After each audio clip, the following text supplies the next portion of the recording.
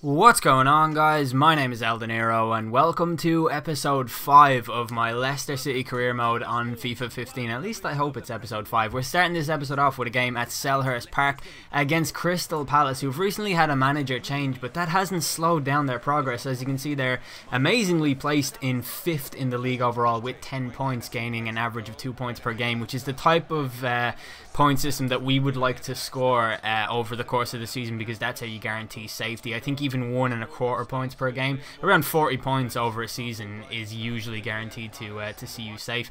But playing away from home, I was a little bit apprehensive about this game too, as I have been with all the games really, but playing away is always going to be difficult, and I didn't really know what to expect from Crystal Palace because I didn't know how EA would program them to play, basically, if you know what I mean, because of the managerial change that would throw a spanner in the works of anything. But they were on the front foot for pretty much the entirety of the half up until half time. We'll talk about that in a sec. What I want to say right now is if this video reaches 800 likes before half 6 or 7, I'll upload a second episode later on today. So that is the target, 800 likes. I know it's an absolutely colossal figure, but I just want to see if we can do it because the likes so far have been ridiculous. The first episode is on 2,000, which is an unbelievable amount. It's the most amount of likes I've actually ever had on any video ever, so thank you all very much.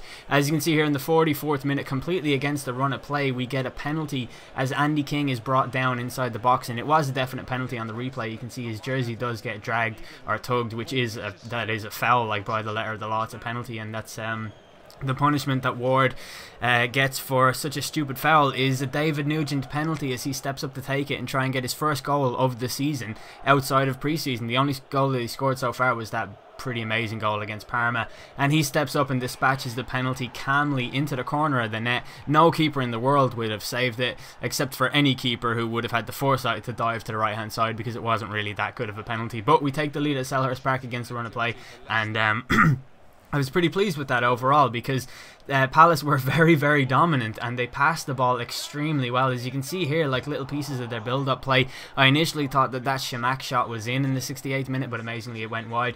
But one man did change the game for us, and that was Jeffrey Schlupp. When he came on off the bench, he caused all kinds of problems for the Palace defence as they were pushing forward an awful lot, going for the win obviously, or at least going for the equaliser, attacking, and Schlupp's pace just caught them out every single time, which led to a corner kick in the 77th minute and a Paul Konchesky goal, which actually went down as an own goal, which I thought was extremely harsh because Konchesky's shot was actually going in, but it came off Ward, who just had an absolutely horrible game, giving away a penalty and conceding a supposed own goal. Then in the 79th minute, Schlupp comes in on goal once again, getting into those positions that he got into against Chelsea, but similarly to his performance against Chelsea, he was just unable to finish them here as he drives his shot straight at the goalkeeper. And then we come up to the 88th minute with Knockhart coming forward.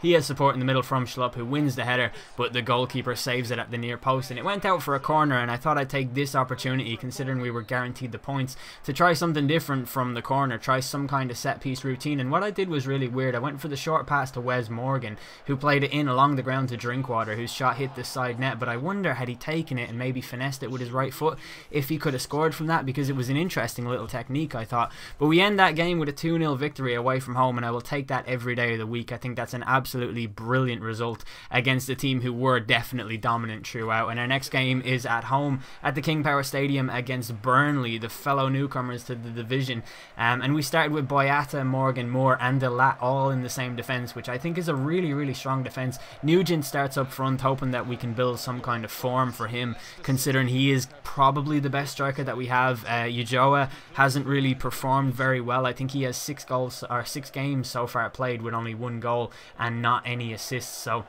or maybe 1 assist actually in the Capital One Cup game. But Mackay Stephen picking the ball up early on here against Burnley and charging at the defence. His shot wasn't really that strong, but I just wanted to show it because the goalkeeper kind of struggled with it. I don't know why he felt the need to parry it as opposed to catch it, but that's one of those things about this game. Again, the goalkeeper looking a little bit suspect from that Cambiasso shot, although he did retain it just afterwards. And then Burnley came forward in the 27th minute with Scott Arfield's shot going wide. I assume it's Scott Arfield. Arfield's shot in the 27th minute going wide anyways. And then we come up to just before half time with Burnley on the attack down the left hand side. The ball comes into Sordell and a great save from Schmeichel, but it pushes the ball back across the face of goal, and we were very lucky to get that clear, I thought. And then we come into the second half with Burnley on the attack once again, and Kasper Schmeichel just pulling out all the stops here to keep the game level. And Arfield comes through in the 65th minute and gets brought down allegedly by Mark Albrighton, and the referee gives a penalty. So for the second time in 2 games in the Premier League, we see a penalty in one of our games, and I don't know how I feel about this. It's Albrighton clearly that the referee was calling and saying that he shouldn't be doing that, but this is Albrighton on the right hand side.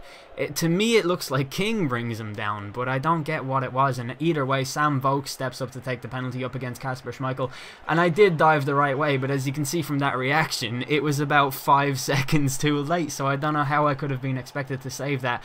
It was very unfortunate. I think the penalty call itself was very, very harsh, but I don't know. I don't know how to save penalties as such on this game, but we got a shot off in the 72nd minute from Mackay Steven. That would have been had that gone in, it would have been a ridiculous little free kick, just a simple pass. And then in the 76th minute, Boyata capitalising on some poor control by the Burnley defender, and that leads to the shot from Nugent, and the ball came to Albrighton inside the box, who thought he had made amends for his penalty conceding earlier on, but unfortunately he was offside, and this looks inconclusive to me. Is he offside there? I don't know. Show me the red line so I can judge for myself, instead of me having to imagine a situation where I'm looking at a 3D concept that's in a different angle, and it's all very awkward. But in the 90th minute, Albrighton steals the ball from Diallo, plays it into Nugent, who takes a great touch inside the box before hammering it home for his 2nd goal in 2 games in the league, and saving a point for us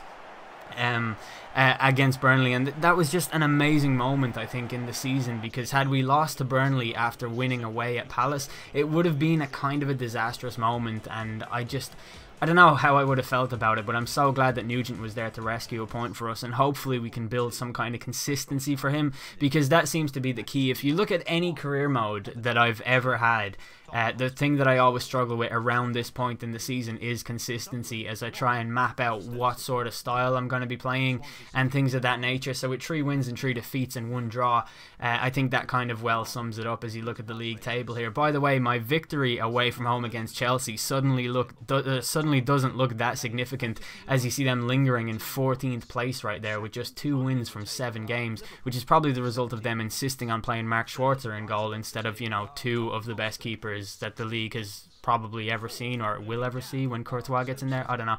A very strange result though, or a very strange just set of circumstances. Burnley without a win, and that's mainly because of David Nugent. They would have definitely beaten us had it not been for that goal, and deservedly so too. They were definitely the better team throughout the game. Well, no, fuck it, a draw was deserved, I think. But here's a look at the squad report. You can see it on the screen and judge it for yourself. I have a question for you guys really late in this video. And it's quite simply, how are you finding FIFA 15 so far? It's been out obviously for a day, well, not even a day I guess, but most of you guys probably wouldn't have gotten to play it until yesterday afternoon or yesterday evening, and it's obviously early in the morning now. Maybe all of you were up late last night playing FIFA 15.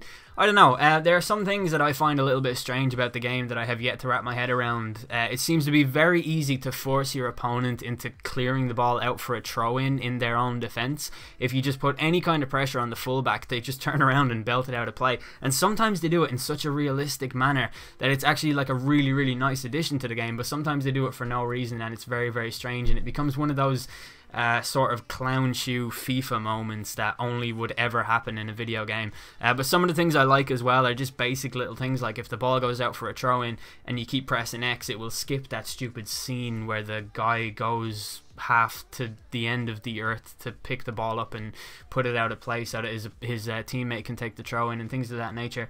But other than that, I have to say I'm getting along pretty well with the game. My only issues are the fact that I'm not very good at it at the moment, and I have to find out those little cliches that will enable me to score a lot more goals going forward and things like that. Just a little update as well with regards to switching to legendary difficulty. I think given the fact that I struggled so much against teams like Burnley, no disrespect to them, but you know how it is, like I don't think that legendary would be the right thing to do, because I would have gotten battered by Burnley on legendary had that been the case. So I think we're alright at world class for the minute. We're definitely performing above expectations, but at the same time there's just some very inconsistent parts to my play that I need to amend before pushing forward, I suppose. But yeah, that's been this episode. Hopefully you guys enjoyed it. Remember, if this gets to 800 likes, there'll be another episode later on today. I've been Eldeniro. Thanks for watching.